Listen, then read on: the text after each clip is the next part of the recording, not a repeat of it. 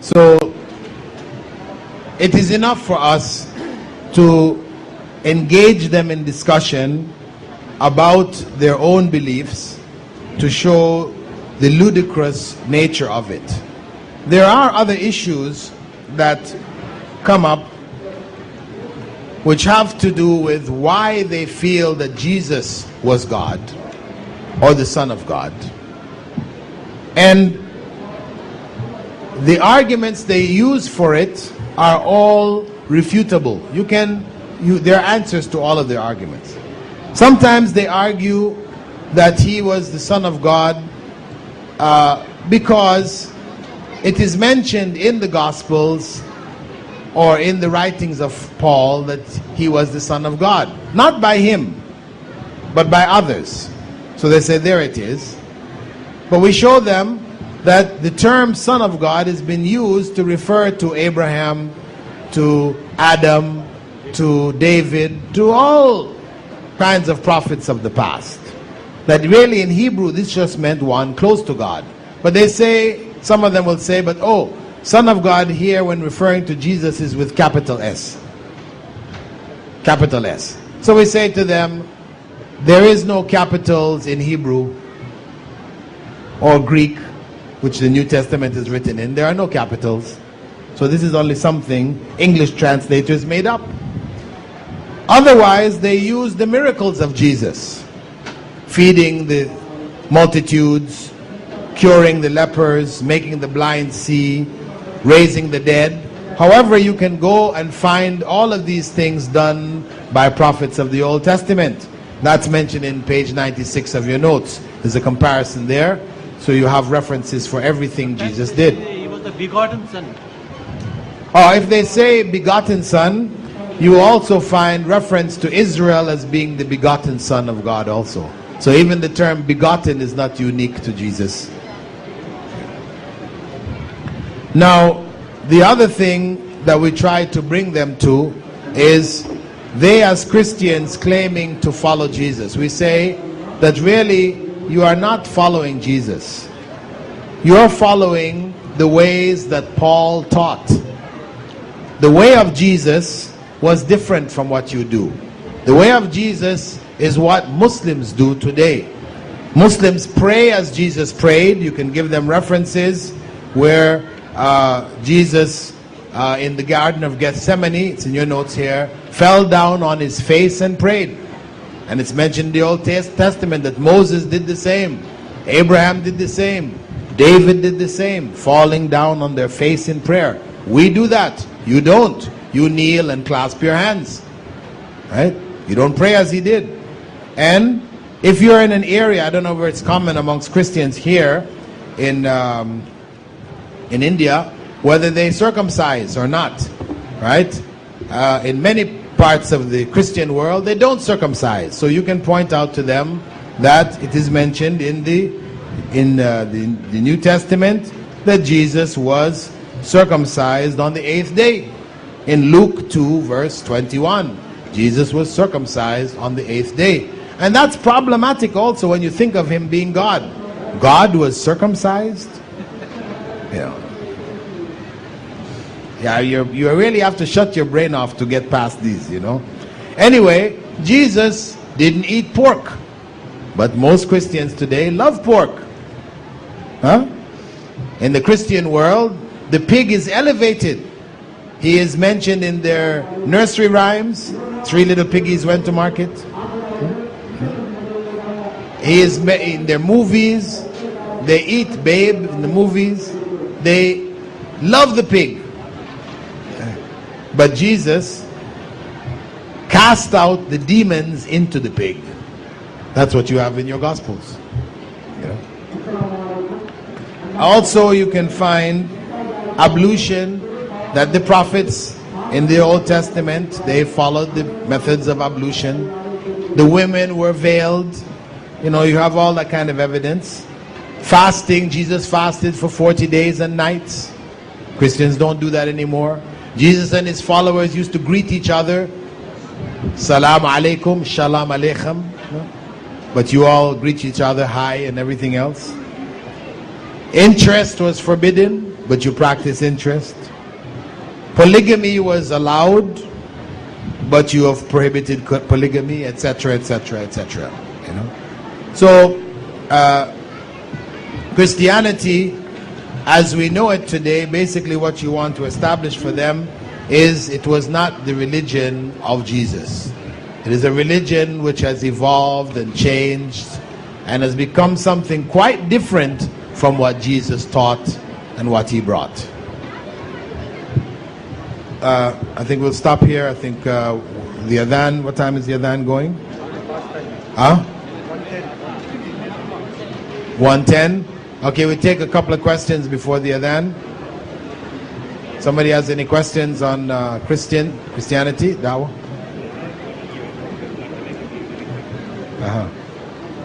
So when is it going to be given? Okay. Anyway, you can ask a few questions now. I had a Dawa with a Christian roommate of mine.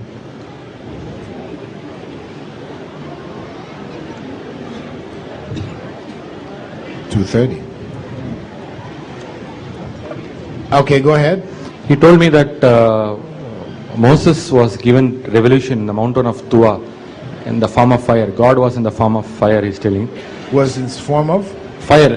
Fire? Yeah, Moses was told to remove his shoes.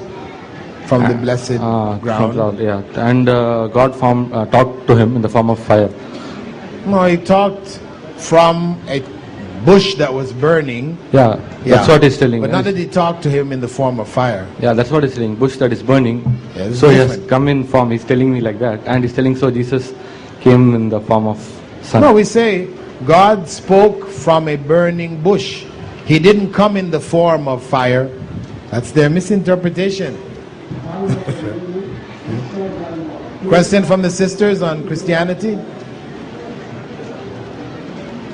Any questions you'd like to raise from your Dawa if you've been speaking with Christians? Issues? No? Go ahead.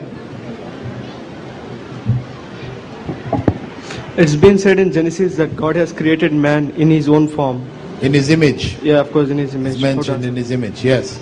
And this is the source of misguidance for Christian tradition. That's why they paint God looking like a man. In their paintings and carvings, icons, they represent God as a human being, claiming that he created man in his image, meaning he must look like a man. This is why they have also attributed to him other weaknesses, like sleeping on the seventh day after getting tired from creating the world in 6. You know, and these we point out as being errors in which they have attributed to God human weaknesses. How shall we answer them? As I said, that this is a mistake. This is a mistake. You have made God like human beings. This is not the original teachings of the prophets. Can we say to the persons who says that Jesus is Son of God? It's read in Matthew that blessed are the peacemakers, for they shall be called as Son of God. Yeah, children of God, yes. Yes, that this title, children of God, sons and daughters of God, have been applied to people who are close to God. Yeah. Assalamu alaikum. Alaikum salam wa barakatuh. We have in our country a minority of Orthodox. But unfortunately those people... Minority of? Orthodox. Orthodox Christians, okay. Yeah. And their book is written by a language called it Ge'ez. It is initiated in Yemen. But unfortunately, no one knows that language. Even their priests, they don't know it. And when you will argue them, they'll tell, we don't know. This is known by the priest. Even if you met the priest, he don't know the language. And how we deal with those people? Well, the only thing you can deal with is from a logical perspective. You know, if they believe that Jesus is the Son of God, then we try to logically show them how he couldn't be. You can't argue from Scripture if they don't even know their own Scripture and they can't read it. Thank you. Inshallah. What about these Dead Sea Scrolls? Dead Sea Scrolls really don't shed any light on Christianity, because the writings were prior to the time of Christ. So, one Christian asked me about jihad. How do I explain it to him in the context of their crusades? Explaining jihad in the context of crusades? Yes, comparison or something. Well, it's not the same at all. I mean, the crusades... is there any evidence we can, No, what we can say is that you can show in the Old Testament that Moses, his people, were commanded to fight other people, and they fought against them, pagans, etc., conquered them, and show that there are many, many commands there in the Old Testament with regards to fighting at God's command, right? And in fact, when you look at the stories that are mentioned in the Old Testament about fighting, they involve instructions which are very cruel. Massacring, yes, men, women, and children, killing even their animals, burning down their homes, total. So you have things which are far worse, in terms of what may be called their holy wars, than what is even attributed to Muslims. Pardon?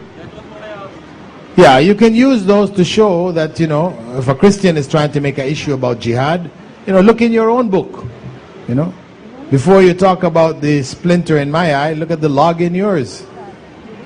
Right? Let somebody else who hasn't asked. Okay. What about this gospel according to Barnabas? They don't accept it? Well, we can't argue from the gospel according to Barnabas, because its authenticity is questionable. But it's like the other gospels. At least we can say there is reference to the gospel of Barnabas. It might be something of a curiosity to some Christians, but in general, mainstream Christians don't accept it as being authentic. So it's difficult to argue from it. And we ourselves don't accept it as authentic, because it contains many things that we don't believe in and agree with. Though it does contain mention of Prophet Muhammad sallallahu alaihi wasallam. That's all? In order to give a convincing reply, we need to first understand the intention of the questioner. So can you give us any tips on exactly how to understand the intention of the questioner? Any tips on that?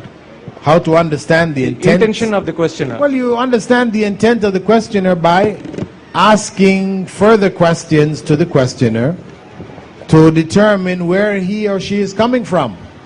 I mean, that's how. I mean, I can't give you tips, because you'd have to identify the question. What is the question that they asked? Give me an example. Give me an example of a question. No, I'm just saying, for you to identify the intent of the questioner, you have to look at the question itself. Are they seeking information? Or are they just trying to ridicule you or whatever? Sometimes it's clear in the voice, in their face, how it is said. Sometimes it becomes clear when you ask them further questions. So there's no one way to determine what their intent is. Okay, but then we have to maintain our mood of answering, isn't it? Because I met one particular person who asked me once that in Islam, who are the women who have been there's an allegation against them. So since I had this answer from an alim, I said there are two such women who have been put false allegation against. He was actually referring to Hazrat Aisha radiallahu anha. So I said there are two, Maryam alayhi salam and Aisha radiallahu anha. The intention was to ridicule actually. He wanted to put Muslims down. Said who is the woman in Islam who has been put against whom the allegation was put on the character. So the intention is such that they try to instigate anger in us. So what is the mood? We have to still maintain the cool and calmness, or how is it? Yes, of course. Of course. We don't sink to their level, of ignorance. And even in our own presentations, we should try to avoid ridiculing them. Whatever we say, you know, as ridiculous as it might sound, we try to do it with a straight face, you know, not smiling as you say it, right? So they feel that they're being ridiculed. But you say it with a straight face and put it in good terms, which doesn't involve ridicule. Brother, how to answer the Protestants and the friends which I have? In the mic, speak in the mic. Yeah, friends which I have, which they say that your community have so many sects, so you go and correct them, not us. How to answer these questions? Well, of course, that statement, your community has so many sects, you better go fix them up before coming to us. This is, you know, this is one of ridicule. This is a question of, or statement of ridicule. So something like that, you can respond by saying, at least the sects that we have all follow the same Quran. Your sects have different Bibles.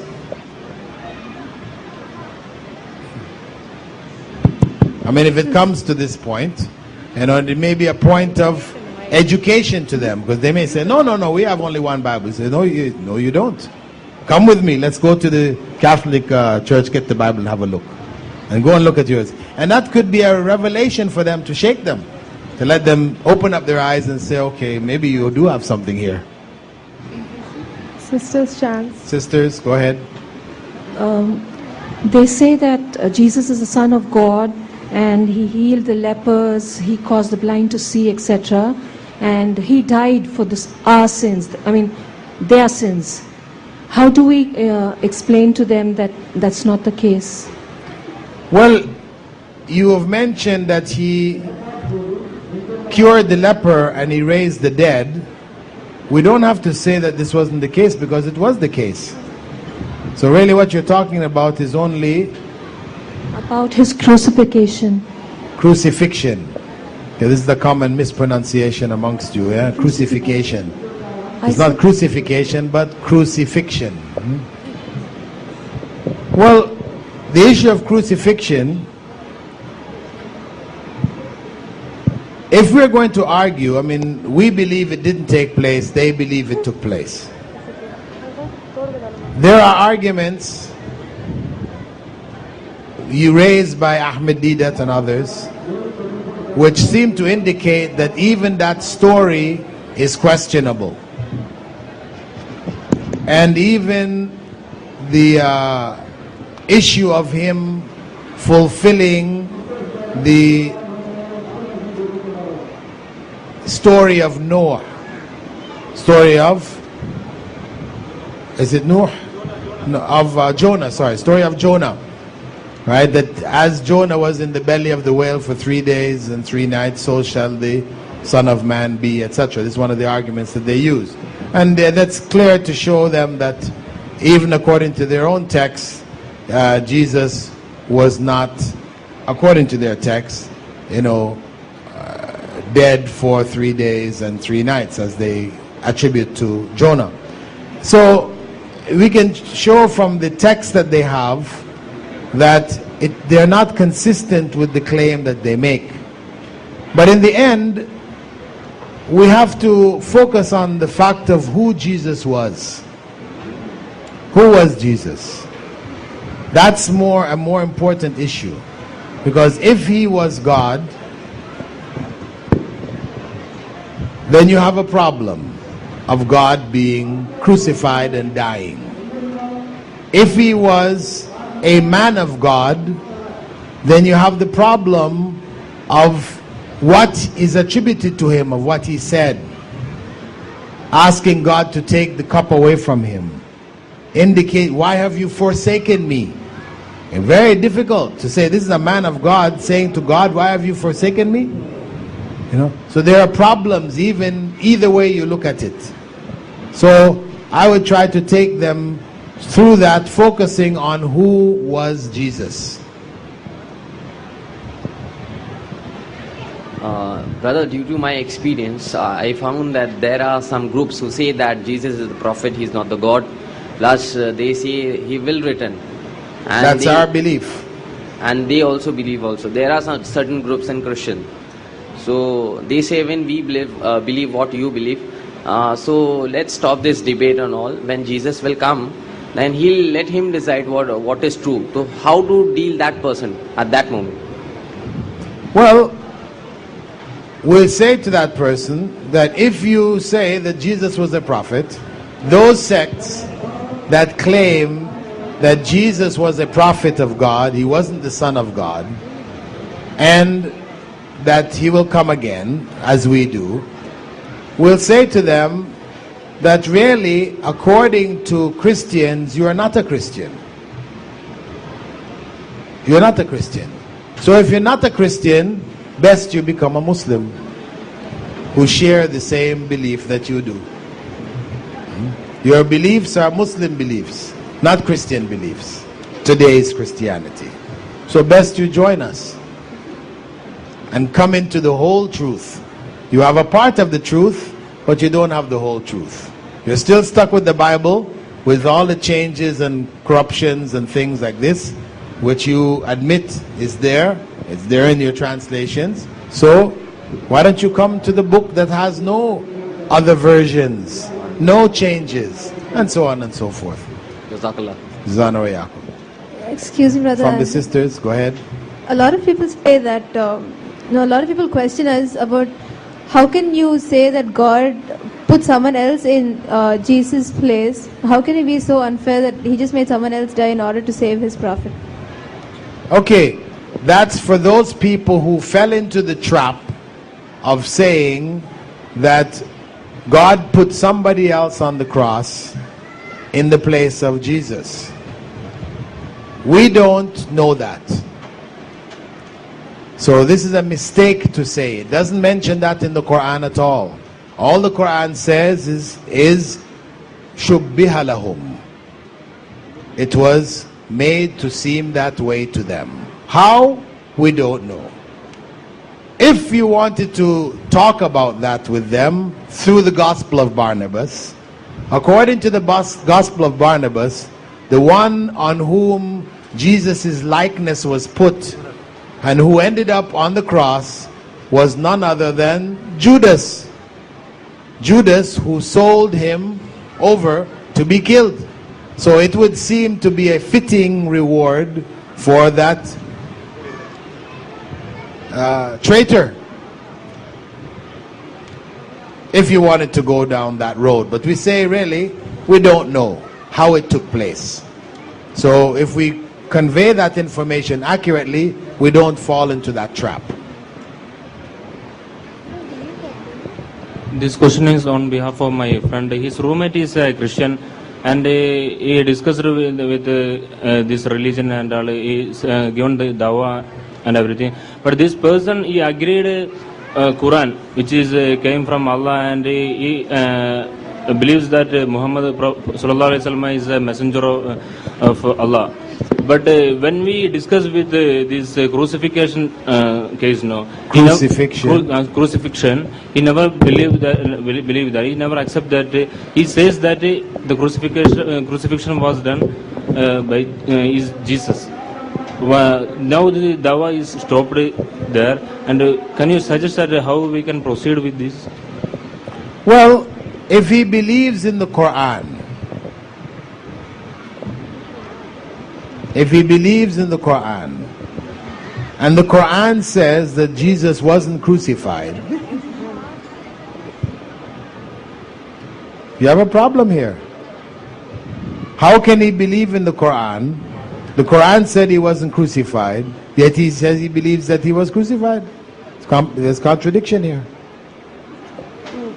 So you have to pin him on belief in the Quran. You believe in the Quran, why do you believe in the Quran? You know, because he may be only saying that for argument's sake. No, you don't know much about the Quran. Yeah. But basically he knows something about it. Okay, On the basis so he needs to read the Quran. Let him truly believe in the Quran. Let him read the Quran, let it enter into his heart, and then when it becomes a realization in his mind and his heart that the Quran really is from God, then take him to the verse where it says he was not crucified. From the sisters. Okay, this is the last question then from the brothers. We'll stop here. Go ahead. Okay, a few days ago I was discussing with a Christian about the sonship of Jesus. And when he started that, I started with the popular statement of Sheikh Didat that God has sons by tons and all that. I started quoting the names of all the sons which God has.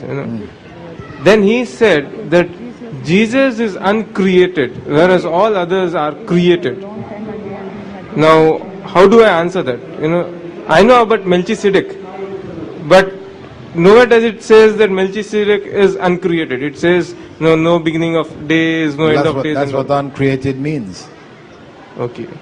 Uncreated means without beginnings of days. Okay. So we ask him, was Jesus born? Right. No, they agree that Jesus was born. Okay. But if he was born as a baby, there was a time when he wasn't a baby. Right? Okay. There was a time when he wasn't a baby, then he became a baby. Does God change? No, he's eternal. Absolute. God is absolute and eternal. He doesn't change. He doesn't grow. He doesn't become. God is God. So this is where we would take him back to. That if Jesus was eternal, meaning that he was God, then there is no growing. There's no dependence. There's no circumcision. There's no drinking milk from the breast of his mother. This is not God. This is a man. Thank you. Okay, I think we're going to... Sometimes when we are on the internet, you come across, mostly it is Hindus, sometimes even Christians. They use blasphemous language. Normally I come out of the room. But is that the right approach? To join them in their blasphemy? No. How to tackle that? Well, shall we continue with the Dawa or come out? Well, you continue. The moment they come to know that we are Muslims, I am a Muslim, they try to attack, maybe say something about Allah subhanahu wa ta'ala or Prophet Muhammad sallallahu alaihi wasallam. Well, the point is that if you are able to continue your dawah, then you do so. If it's just a snide remark here and there, you ignore it and continue with your dawah, you can do that fine. But if your dawah becomes distorted and it just becomes a matter of responding to their blasphemous or insulting remarks, then it's better to just leave it. But as long as you're able to continue your dawah, it's better to continue, because what their intention was to shut you down. So when you left, you did what they wanted you to do. So if you can hang in there and just keep getting your point across, then it's better. I think we need to stop now. Subhanakallahumma wa bihamdika ashhadu an la ilaha illa ant nastaghfiruka wa natubu ilayk. I take it you've got your papers now. I see some of you have it in your hands. There are copies. Not everybody got copies. There was a shortage of copies. Is that what? Not enough copies were made? Huh? Okay, we'll check and confirm for you. Anyway, the final exam, the exam tomorrow, it will be in the format of the questions which come in the end of each of the chapters. And each chapter, each section has a series of questions, 5 or 6 questions, which are multiple choice, just so that you have an idea of how the questions are. So in order to prepare yourself for the exam, I would advise you to go through all of these questions. If you're able to answer them, inshallah, you should be able to do well on the exam. The timing for the exam, we need to get that confirmed. Inshallah, by the end of our program at Maghrib, we should have a timing confirmed for you. I mean, I would imagine that the it would be, the best time would be in the morning, right? Tomorrow is Sunday. I think the best time would probably be in the morning. We'll just try to set a time for you. The exam will be 1 hour. It's a 1 hour exam. You do it and then carry on with your programs. So, but we'll get a confirmation as to what time is the best time. Alhamdulillahi Rabbil Alameen. Wassalatu wassalam ala Rasulil Kareem. Wa ala ali wa ashabi. Wa man istanna bi sunnati li yawmiddin. All praise is due to Allah. May Allah's peace and blessings be on the last Prophet Muhammad sallallahu alayhi wasallam, and on all those who follow the path of righteousness until the last day. We basically finished in the last session the particular information that we needed to know for Dawa to Christians. And that's, of course, basic information. I've given you some basic ideas, etc. Once you get involved, then the requirements may increase. You may find that that information is not enough. What may work on one person or two people may not work on many others. So you have to get further information. So before going into the questions, the practical, we need to do a little bit of a practical here now before going on to our next topic, Dawa to Hindus.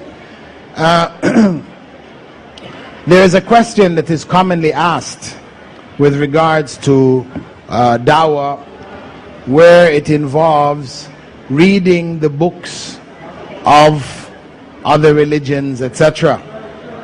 There are some texts which have even indicated that this is not permissible.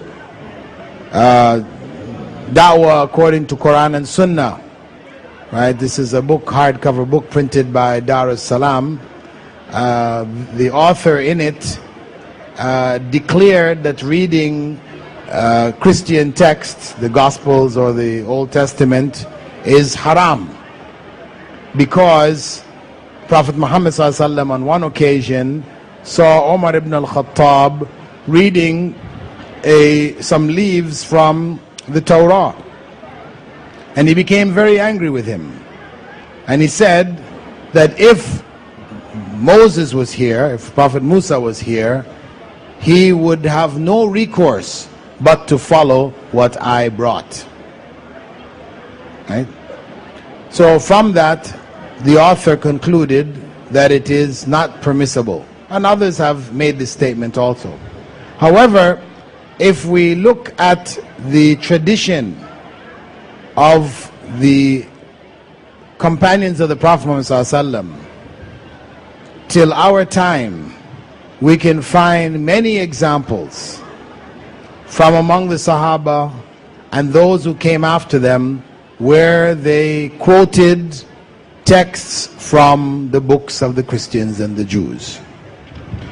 They read other texts. From the examples that we know, Umar ibn al-Khattab told the soldiers, Muslim soldiers who were going into Persia, that they should treat the Zoroastrians as people of the book, having discerned what was inside of their book, finding out that in their book, the Avesta, it has many things similar to what we have in the Quran and the Sunnah. So he told them, based on his knowledge of their book, that they should treat them as people of the book, except that if they find any of them married to their mothers or their daughters or their sisters, that they should annul those marriages. Okay? We also have among the Sahaba Ka'b al-Akhbar, who was a Jew who converted to Islam, and the Prophet ﷺ used to turn to him on different occasions and ask him for references from the book, the Torah, which was being used by the Jews. And remember the occasion when the Prophet ﷺ was to punish a woman who had committed adultery, and they came to the Prophet ﷺ and asked for his judgment, and he told them to judge according to what is in their book. And they said they would bring their book and read. He told them to bring their book and read. And when the rabbi was reading, he covered a portion, right? And this is Prophet ﷺ having the Jews read to him from their book. He covered a portion, and Ka'b told the Prophet ﷺ, have him lift up his hand and read what is under his hand. You see? And we know in the narrations of tafsir from Abdullah ibn Abbas and others of the Sahaba, they quoted information which came from the Torah, the Injil, the books of the Christians and the Jews. And these have been compiled in the earliest tafsir of At-Tabari. Tabari, whose tafsir, known as Tafsir Tabari, is the most classical tafsir. He includes in it many narrations from the Sahaba. Not all of them are authentic. And even Ibn Kathir, you will find mentioning narrations which come from the Torah and the Injil. These are usually referred to as Israeliyat. And later scholars of tafsir ruled that they should not be included in the tafsir, you know.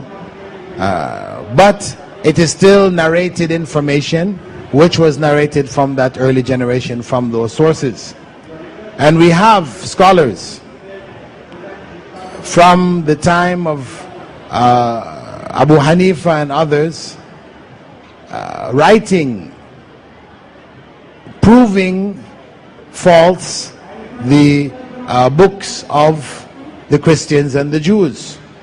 Among them Ibn Rushd, who wrote in Spain, one of the great scholars of Spain from the Maliki school of thought. He wrote the famous book Bidayat al-Mujtahid, which we study in Medina.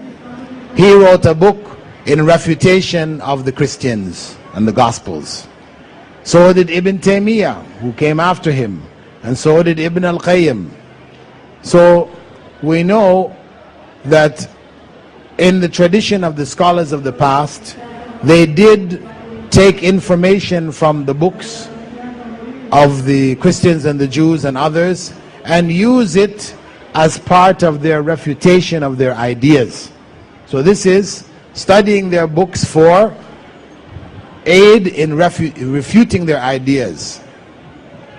So, if we come back to the hadith of Umar ibn al-Khattab, as it was understood by the majority of scholars, is that what was meant here was for Umar ibn al-Khattab to read the Torah seeking guidance. For us to say, I'm going to go read the Old Testament or read the Gospels to seek guidance, to know Allah better, this is misguidance. This is misguidance. This is wrong. If we want to know Allah, we should know Him through the Quran and the Sunnah. These are our sources. So this is what is the requirement for us. And this is what the Prophet ﷺ was upset about. That Omar was reading the book seeking guidance, seeking knowledge, beneficial knowledge for himself. So the Prophet ﷺ clarified for him, no. Anything that's beneficial is already in the Quran. Even Musa, if he came now, had to follow this book. So that is the point. We don't go to these texts seeking guidance, but to go to these texts to gather information which we will use in our da'wah, right? Meaning, as we explain Islam to non-Muslims, we can take references from their books to support what we're saying. We say, this is the case, and it is even mentioned in your book. There is perfectly no harm in that.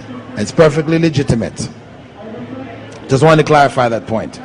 Now, we will go on to the practical. I'll just pick out some questions from the Dawa to the Christians. Who is going to answer? We can start with the sisters. I think probably by now most of the sisters have already answered. If there's any sister who hasn't answered, could they take the mic now? If not, we can start back around again to somebody who answered once. Now is your second opportunity. First question. Most Christians believe that Jesus' birth of a virgin is proof he was God. How would you explain to them that this is not the case?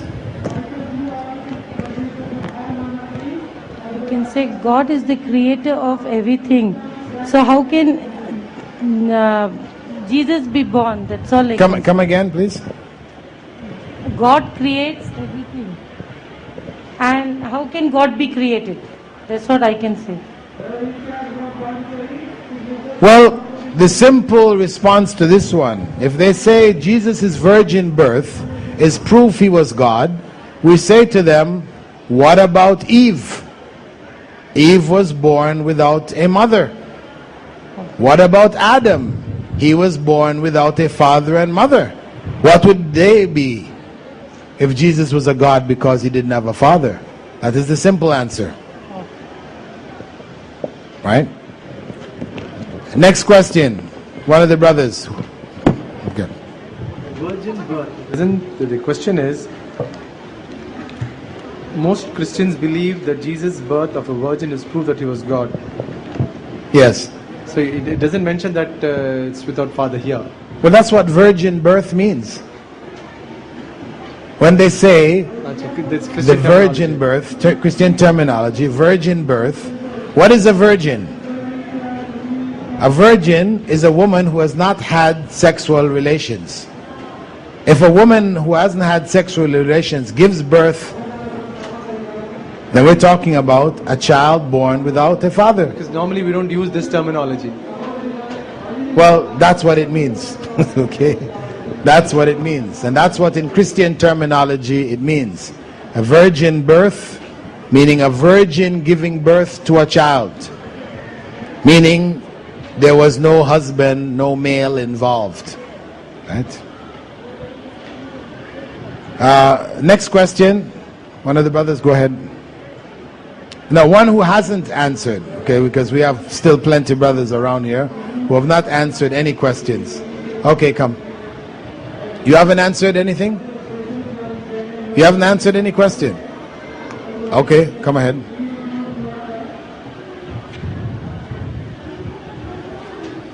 Sometimes it may be said that Christians worship God out of love and devotion, while Muslims worship ritually and out of obligation.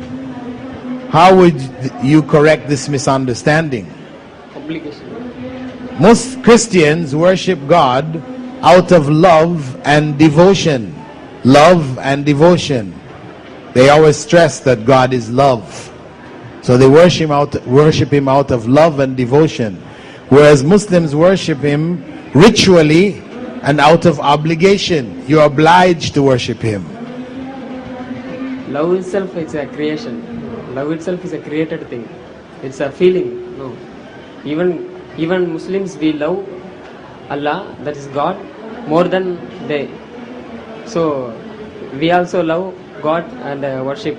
But there is a way to worship. So that seems to be for them as a rituals. So okay. Doesn't mean that we are obliged to worship. No, we are obliged to worship. But love is there. So that doesn't seem to them. Okay. It's a good point you made. We stress to them that we also worship out of love and devotion. It is there also. But there is the additional obligation. We can stress to them that Jesus used to worship 3 times a day. This was the way of the Jews. They worshipped in the morning, in the midday, and in the night. They worshipped 3 times a day. Fixed 3 times a day. So, setting times of worship doesn't make it merely obligation and ritual, because Jesus also did it. This is what we can take back to them. Furthermore, we can point out to them if you are only going to turn to worship God when you have this loving feeling, etc., right? And you must admit you don't have the loving feeling all the time. Maybe you don't have the loving feeling today, so you don't worship God. Maybe this week you don't have that loving feeling, so you don't worship God. Maybe the month goes by, you still don't have the loving feeling, so you don't worship God. Then maybe a year goes by, years may go by, and you never have that loving feeling, so what? So you never worship God? And when is it that you actually worship God? When calamity strikes. This is the time. Yes, as soon as calamity strikes, yes, there you are, oh God, oh God, oh God. See? And that's what happens to most people, that they worship God at the time of calamity. So the religion of God says, no, that should not be the basis of your worship of God. Out of calamity, out of emotion, out of desperation. No, you should worship God regularly. Just as you eat regularly, you should worship regularly. And then you can go on and describe further about how Muslims, organize their day around the worship of God, and that makes sense, etc. Sir, the obligation we are to take up in itself is a love for God, is a devotion to God's purpose. Yes, we can add that even in accepting that obligation and fulfilling it, it is an expression of love. And isn't that really the greatest expression of love? Obedience? As we can come from that too. That obedience is the true expression from love. For if you say you love somebody, but you never worship him except for when you're in desperate situations, then what is the value of that love? Real love, you are going to worship him regularly. You're going to obey him in his commands. We tell them that we worship him as he has told us to worship. The method is the same that he has told us to worship. And they are not doing it. Like you said, Jesus, he used to prostrate on his face, or Moses, or Abraham for that matter. True. We do it, and they don't do it. We can include that. Back to the sisters. Pass the microphone, please. Anybody, don't be afraid, sisters. Just take the thing and try it, please.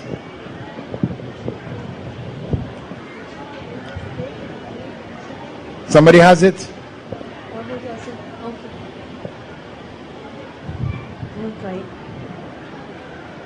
How would you reply to a Christian who said, the way you Muslims pray is complicated while ours is so simple? First I would ask him what is complicated about it? What is complicated about the way we pray? Okay. They would say, you have to remember to make 2 rak'ahs in the morning, 4 at Dhuhr, 4 in the afternoon, 3 at Maghrib, 4 at Isha. Why not just make 2 every time? Or 3 every time, or 4 every time? There's complication here. It's not so easy. Then the answer was already answered previously, the way God taught us, that's the way we worship him. Right. So we don't go in to ask them, what do you mean by complicated? There is complications, okay? Our prayer does have a degree of complication. We can't run away from it. Can't run away from it. The reality though is, we are worshiping according to how God commanded us. Whereas you are worshiping according to how you have invented. This was not the way that Jesus worshipped. So we bring them back to their own text. Okay, back to the brothers.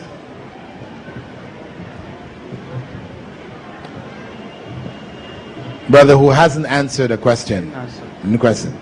If a Christian explained the Trinity by saying that you could be a father, a son, and a brother at the same time, how would you clarify this, his or her misunderstanding? They are trying to explain to you the Trinity. Right. And they say that you could be a father. You know, how is it that God is the Father, the Son, and the Holy Spirit? You could be a father, you could be a son, and you could be a brother.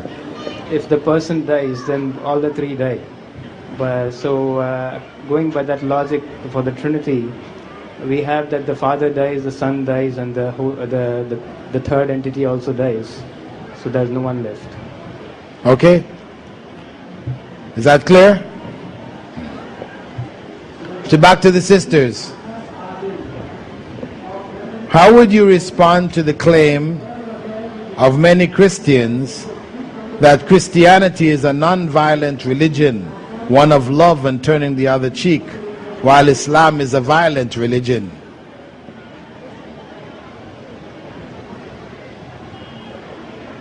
In Islam, Islam also says that you can forgive the person.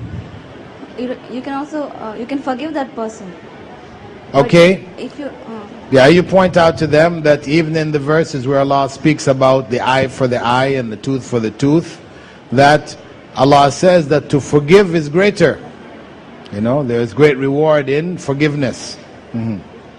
and in Islam it says that you have to give you have to give back the same way it is. You must do it justly. You can't exceed it. If you exceed it, then you'll get punished for it. So it's better if you forgive them. Okay, we can say here that the law of Moses was the eye for the eye and the tooth for the tooth. So the fact that that is a part of Islamic law, we call it the law of retaliation. Retaliation, doing to others as they did unto you. The law of retaliation. We say that this is not something newly invented by Islam. It is only revived by Islam. It was the law in existence in the time of Jesus, which he said he subscribed to the law.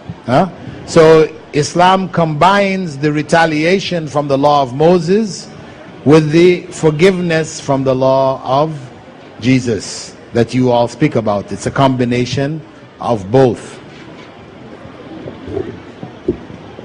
And anyway, you know, we can also mention, if you recall, as I mentioned earlier, that the Pope apologized 4 years ago. He made a public apology to the world for the violent acts of the conquistadors, the adventurers that came out of Spain and Portugal and pushed Christianity down the throats of native peoples in America, in Africa, in India, in Malaysia, etc. He made a public apology for their violent acts. So, as for saying that Christianity is a non-violent religion, we would say that were that the case, how do we explain World War I and World War II? These were Christian nations killing each other in the millions, you know, so on and so forth.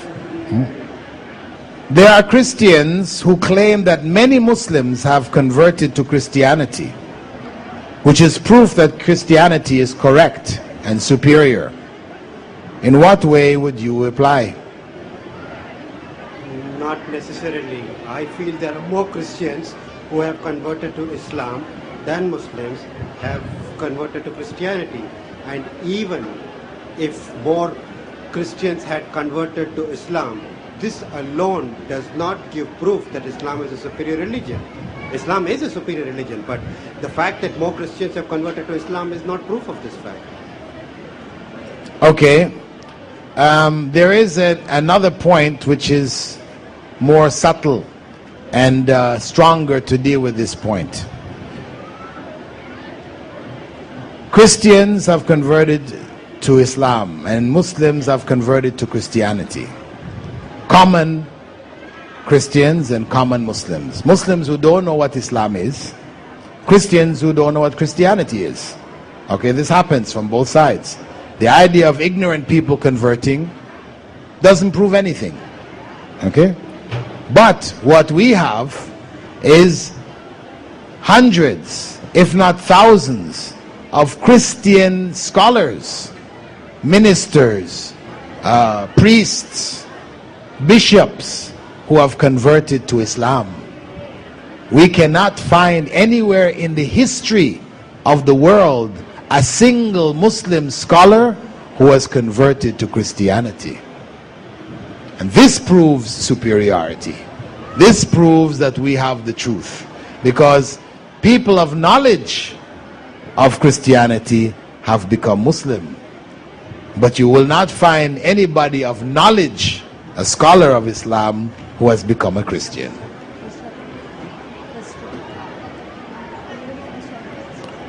From the sisters?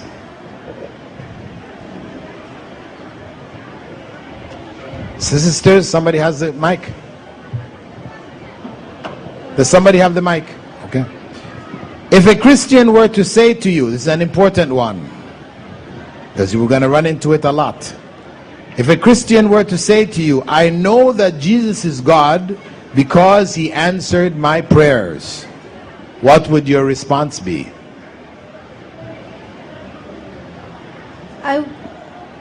I would ask him what proof he had that it was Jesus who answered his prayers.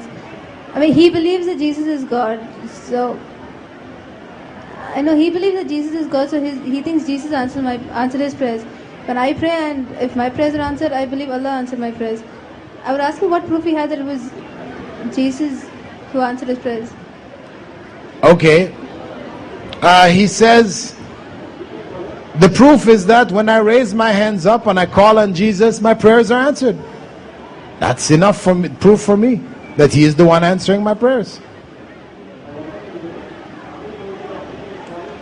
So what would you say?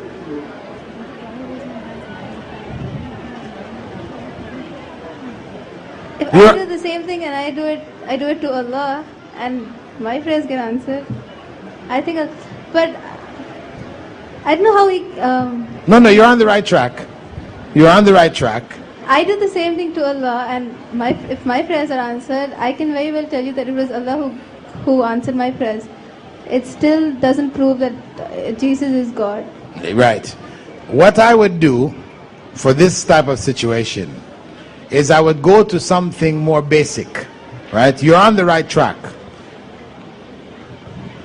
Say to that same Christian, when the animist, people who worship the spirits of the trees and the rivers, you have some people like that, right? On the Andaman Islands or whatever, these Neolithic people, what do they worship? The trees, spirits, right? They worship the spirits of the trees. When that Neolithic person raises his hands and prays to the spirit of the tree, and his prayers are answered, who answered those prayers? You ask him that way. Who answered those prayers? Was it the tree that answered the prayers? Of course, the Christian is going to say, no, it was God. It was God who answered the prayers. Right? Naturally. Not going to accept that the tree answered the prayers. Isn't it? So, we say, well, that's the same thing for us too. You raise your hands and think it's Jesus answering the prayers, but really it is the God of Jesus, the one to whom Jesus prayed. He is the one who answered the prayers. So it's good for you to take them back to something which you commonly agree on, right? Because if you take them to, well, I pray to Allah and Allah answers my prayers, so how do you know it was Jesus? That's more confrontational. You understand? But when you take them to a commonly agreed basis, that it wasn't the tree answering that tree worshipper's prayers, they will tell you right away, no, it was God. Then you take them back to what they did and say, well, that was also God. The one, and you add that little point, the one to whom Jesus prayed.